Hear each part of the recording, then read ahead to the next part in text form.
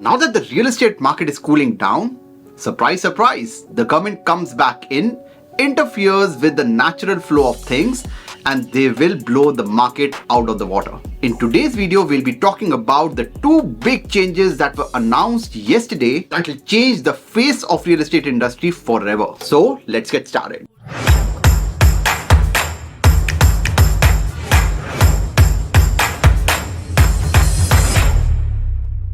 If you are new to this channel, my name is Navjot and I want to retire 1 million immigrants with $5 million.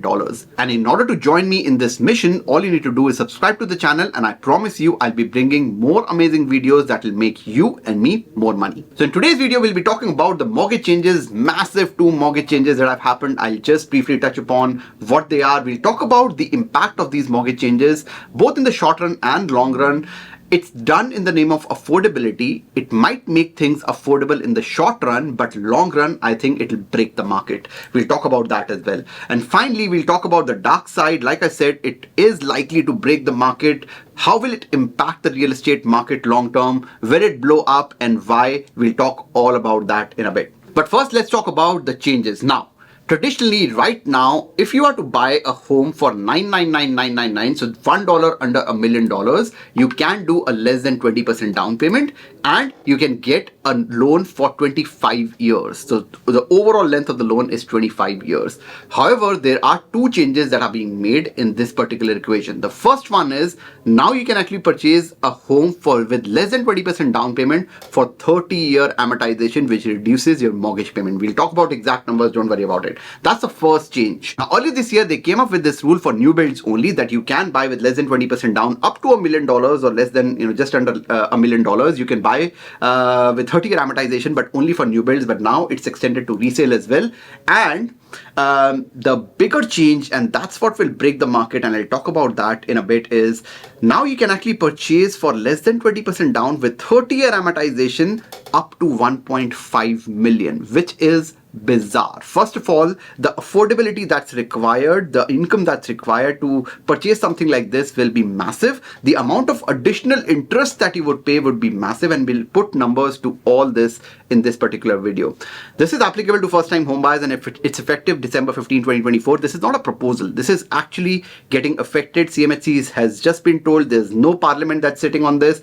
They are just being told that by December 15, 2024, you have to implement these, and obviously banks will take time to implement. So maybe next year you will be able to purchase, and with this particular structure from early next year. That's unless the banks actually prepare themselves by December 15th. Let's talk about affordability.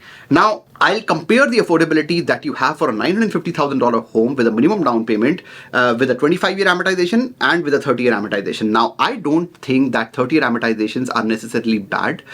They will make things affordable, with a small caveat that I'll talk about. We have to be smart with our strategy, right? So we can't just take a 30-year amortization and pay more interest. We have to be smarter than that, and I'll talk about how. The purchase price for this particular home, let's assume, is $950,000. The down payment, the minimum down payment is $70,000. It's not 5%. It's 5% on the first $500,000, and then on the remainder you have to do a 10%. I'm pretty sure you know this by now. The mortgage insurance will be about 4% of the loan amount, which is $35,200. That gets added on to your mortgage. So the loan amount basically becomes $915,200. The amortization right now that you can get is 25 years. The mortgage payment becomes just over $4,800. The total payments that you make across 25 years, this includes the interest and the principal payments, will be over $1.4 million. So any which ways right now, if you buy a home on these particular numbers, I've taken a 4.5% interest rate just in between that. But if you buy a home, you will end up paying almost $500,000 of interest anyways. And the household income required to buy this particular home as of today is $195,000. Now let's see how things change in terms of affordability if you change the amortization from 25 to 30 years. Purchase price remains the same, down payment remains the same, mortgage insurance increases a little, because if you're taking a 30-year amortization, you will be paying now 20 basis points more on mortgage insurance. So instead of paying 4% on mortgage insurance, you'll be paying 4.2% on mortgage insurance. Not a lot of difference. It's about $1,700 spread across 75, like 25 years is about $8 a month. So it's not a lot. but still it is. The loan amount slightly increases because the mortgage insurance is higher, 960. Amortization will be 30 years now. That's what the change is. The payments actually reduce by almost $400 to $450 to $4,360, which is great for people because now you can actually afford to invest in other vehicles as well, or have more disposable income. However, if you take a 30-year amortization, and especially if you're doing a minimum down payment, you have very little equity in the house, you end up paying a lot more in interest.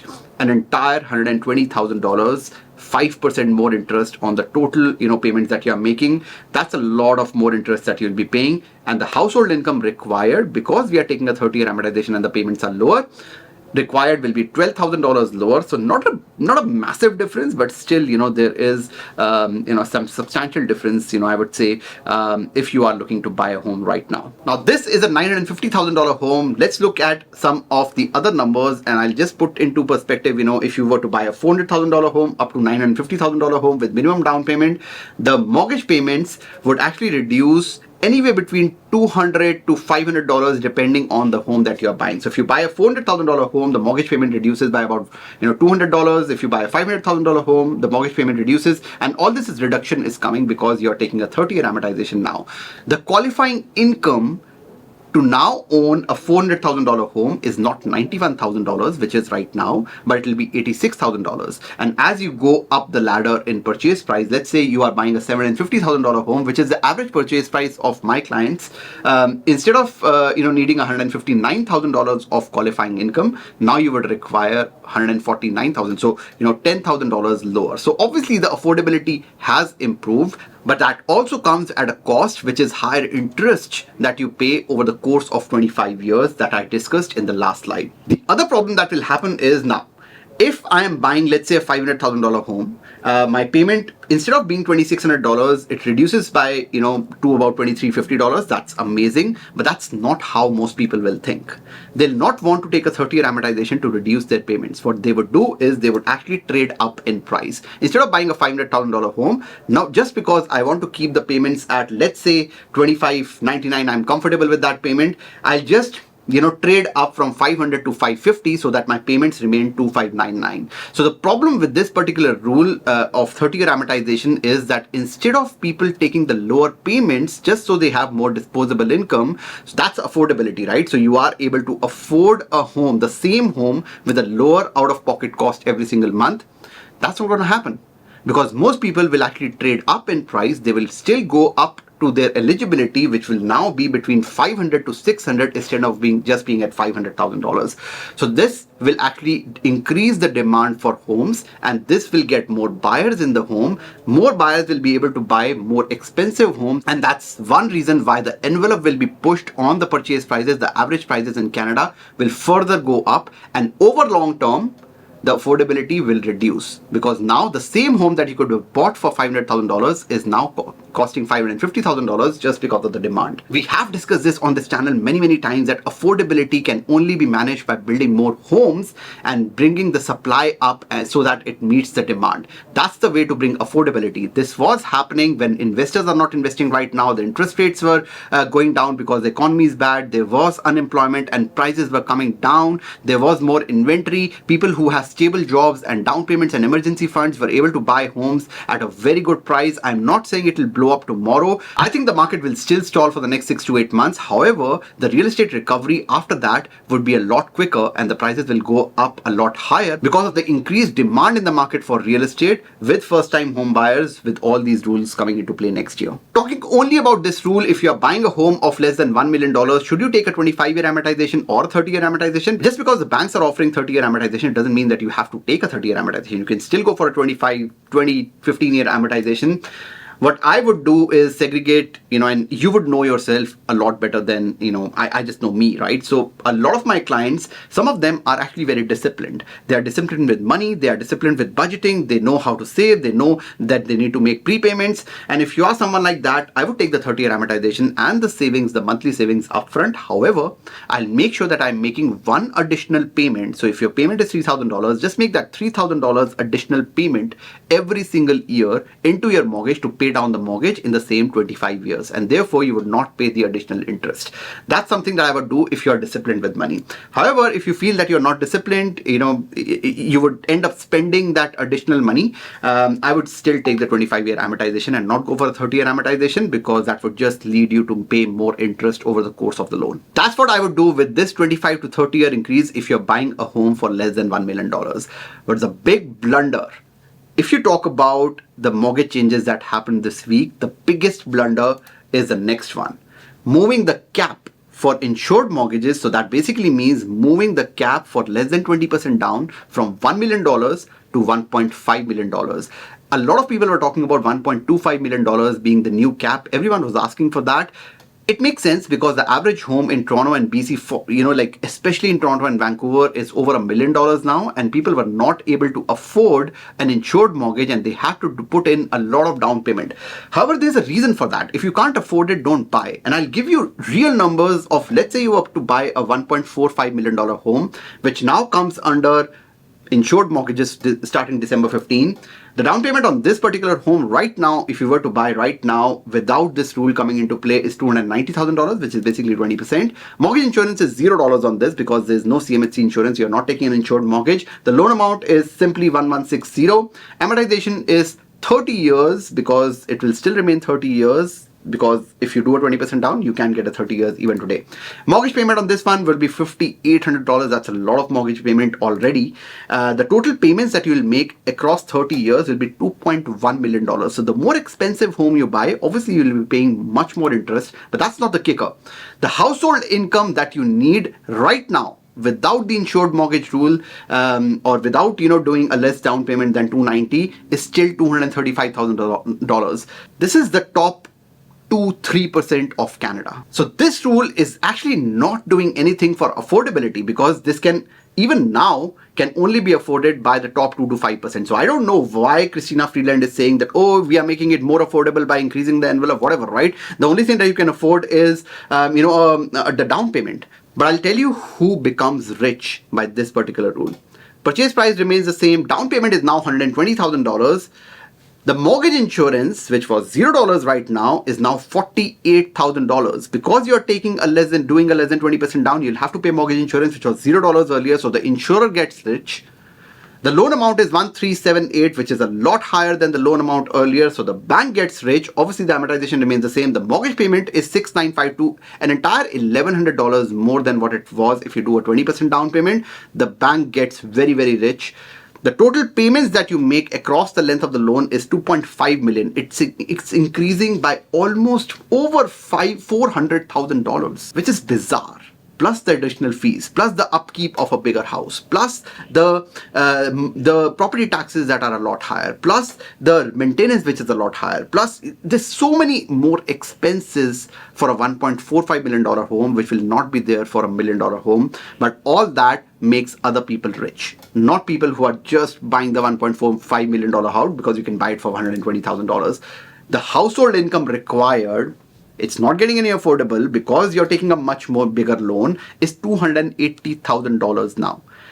If there's someone who is making $280,000 today, I'm pretty sure they can afford a $290,000 down payment. And if they can't, they just can't afford the $1.45 million house. Let's say you make $280,000 and you're not able to save 20% towards this house. How are you going to sustain a $7,000 mortgage plus other expenses?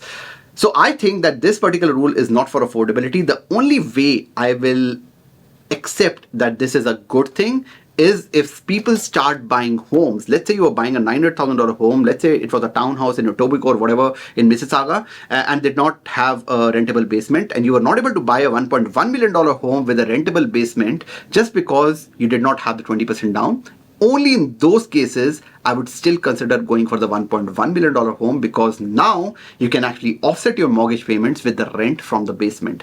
That's the only way I can justify this particular rule. In every other way, you lose. So by doing a minimum down payment on a $1 million home or a $1 million plus home, the only people that you are making rich is the bank and the insurer, not yourself. Now, there are long-term repercussions for this particular rule that's come in play. Now, I'm not, again, like I said, 25 to 30 years, yeah, I have my reservations against that rule as well, but that's still okay. But moving the cap from 1 million to 1.5 million is just bizarre. And again, there are future repercussions that this will have. There'll be more debt with people for longer, as if we had less mortgage debt in the economy.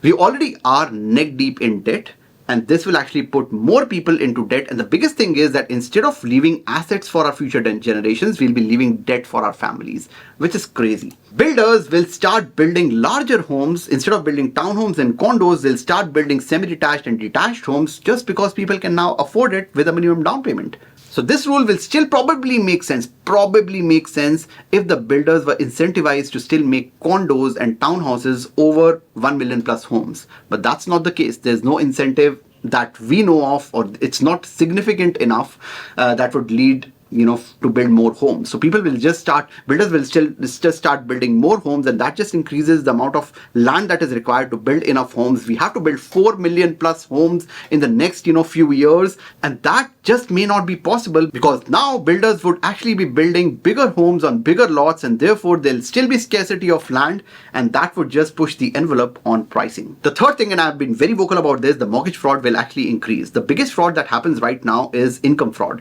where if you let's say you have less than 20% down payment and you're buying a less than $1 million home, the only way that you can be qualified with a mortgage is that you make enough money, whatever the qualification is, and most people don't. There are many people who don't, and therefore these fraudsters, these fraud mortgage agents, and sometimes banks even, they actually falsify income documents to make them eligible for a less than $1 million home. Now, this was restricted to $1 million and less earlier, but from December 15th, it will now be expanded. The fraud will actually expand itself into the 1 to 1.5 million range as well.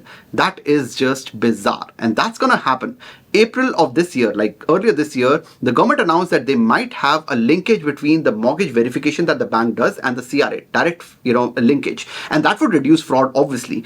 However, without implementing that first, they come up with these mortgage rules just to promote more fraud. I don't get it. There will be more mortgage fraud that will happen. Because there's more mortgage fraud happens, obviously you do qualify for a $1.5 million home with a $50,000 salary, but you can't sustain that, but the mortgage defaults will actually increase. Yes, you can commit fraud of income, but that doesn't increase the income. You still have to sustain the mortgage on the same income, and that will lead to much more mortgage fraud. The fifth one is increased demand for housing and increased inflation. This is crazy. We are putting more debt. We are putting more money into the system. We are increasing the demand for housing. And that's the whole reason why we got ourselves into a very bad situation, not like only a year or 2 years ago when there was high inflation. And now we are doing it again. We are increasing demand for housing. We are giving more debt to people. We are increasing the debt in the economy, and this will just worsen inflation. In fact, I will not be surprised, and I'm just curious as to what Bank of Canada is saying right now, because Bank of Canada has done so well, and I would say well because they have been able to control inflation. The inflation numbers just came in today at 2%, which is great, which is the target, right? We have done much better, and I don't want to get into the discussion of whether the inflation numbers are first and how they calculate it, but they have done much better than what US is doing. The economy is okay. Obviously, it's mostly driven by immigrants and population. That's set aside, and I made a video on this as well. But they have been able to control inflation, and I'm just curious what Bank of Canada has to say to these particular rules, because now all that work that they did to get the inflation down can actually go out of the window. I'll not be surprised if all the bullish claims of 3, 4, 5 interest rate cuts coming, 0.5% interest rate cut coming, just goes out of the window just because the government intervened and they actually artificially are going to increase the demand in the market, because there will be more first-time home buyers, next year. But that demand clubbed with lower interest rates can actually devastate the market completely. It will make it unaffordable for all first-time home buyers. The same home that can cost $500,000 now will cost $600,000 a year from now, and that would just inflate the market. So I'll not be surprised if Bank of Canada actually does not increase the interest rates as aggressively as they have. But that's yet to be seen. And the last point, and I already touched upon that, is all this will just increase the market. The recovery will, less. Obviously, in the next 6 to 8 months, I think the market will still be stalling, like I discussed in the last video. However, I do feel that the recovery of real estate is inevitable, and it will be sooner than what we had anticipated, just because of these rules artificially increasing the demand in the market. I don't get how government, when there is such a massive housing supply, they can actually improve the demand of housing. The demand was already very high. We had to reduce the demand, increase the supply to balance the market. And they still managed to improve the demand without increasing the supply significantly. And that's not going to end up well for anyone in the long run. There are 4 people who are winning. The first one is obviously the banking institutions get to charge more interest and keep people into debt for longer. The builders will win because now they can actually build bigger homes, 1 million plus homes, and there'll be more buyers for that. So builder and construction trades actually go up. Realtors and mortgage agents. Now, I'm a mortgage agent as well. And I know that it will be good for my business because more demand is good for business. There'll be more eligible people who can buy homes in Ontario as well. And now, so all that is good for me. But just because it's good for me and the real estate agents that I work with, that doesn't mean it's good for the market. Yes, we'll probably make money for the next 5 to 7 years. What happens if the market, the starter homes now cost $1.5 million in the next 5 to 10 years? We'll not have enough people who will be able to afford a $1.5 million starter home, and our careers will be cut short in 5 to 10 years. We might make money in the next 5 years, but that doesn't mean that we'll make money in the next 20-25 years, because this is just gonna be bizarre in the next 10 years with these rules coming into play. And the 4th people who will win, and that's some good news for my existing clients and people who are buying in the next 1 year, for myself as well, existing homeowners will win, because the same homes that they bought for under $1 million, they'll be worth $1.5 million. It's inevitable that the market will go up now with these rules coming in, with the demand for those homes, especially the starter homes, going up, because that's what the first time home buyers will buy, and now all these rules actually impact those homes. So I think existing homeowners will see their equity increase, which is a great thing for them, because now their homes will be worth a lot more. They can upgrade a lot easier, and they will have a lot more equity to pass on to their next generation. That's all I have for today. I hope you like this video.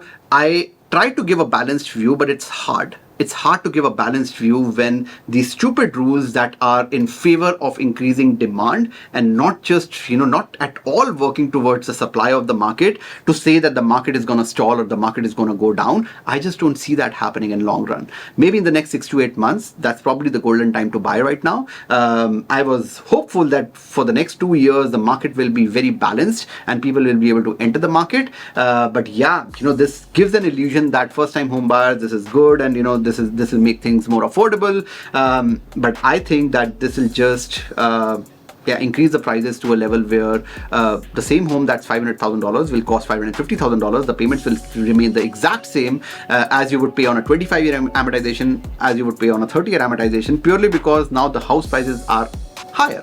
So I don't think this helps the housing market at all. And yeah, that's all I have for today. I don't know what you make of it. Do tell me in the comments what you think. If you think that I'm wrong, I would love to hear a counterpoint as well. That's all I have for today. मिलते हैं अगली video में, तब तक के लिए bye bye.